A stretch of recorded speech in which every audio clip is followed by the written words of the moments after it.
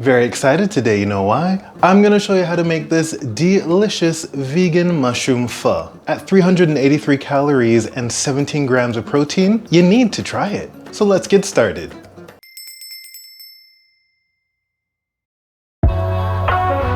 All right, people, it is time to get started. So the first thing you want to do is pull out your cutting board and dice up your tofu into cute little cubes. And hey, why not be proactive and go ahead and cut your 3 stalks of green onions while you're at it. Set the tofu aside, but take your onions over to the stove, and in a large pot or a deep pan, you want to add in your minced ginger, the green onions, and 6 cups of vegetable broth. Give it a good stir and allow it to come to a boil for about a minute. Once it does that, turn the heat down to a low simmer, put the cover on and let it simmer for about 20 minutes because you've got some more work to do. Don't forget to taste the broth because you might want to add in a little salt and pepper just to bump up the flavor a bit.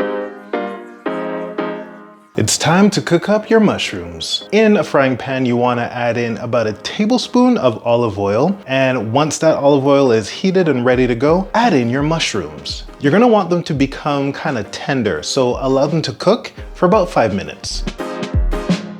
Now, once that is done, you're gonna add in a teaspoon of sesame oil. I added in a little bit more because I love the taste of sesame oil. Next, add in your hoisin sauce, about 2 tablespoons of that one. And full circle moment, we come back to our tofu. Mix it all together, give that about 5 minutes, and then take that off the heat. And finally, we come to the end. Go ahead and prepare your noodles as the packaging suggests. And once they're ready, drain them and add some of the noodles to a bowl and top those rice noodles or gluten-free noodles, whatever you're using, with the tofu mixture. On top of that, go ahead and add in some matchstick carrots, bean sprouts, and the broth. I also added in some bok choy because it's one of my favorite vegetables, but feel free to be creative because this is so good.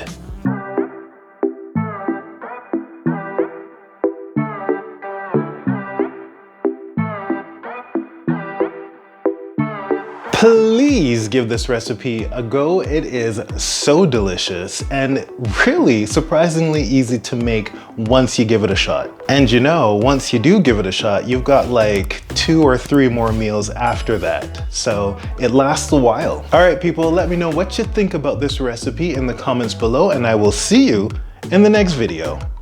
Bye.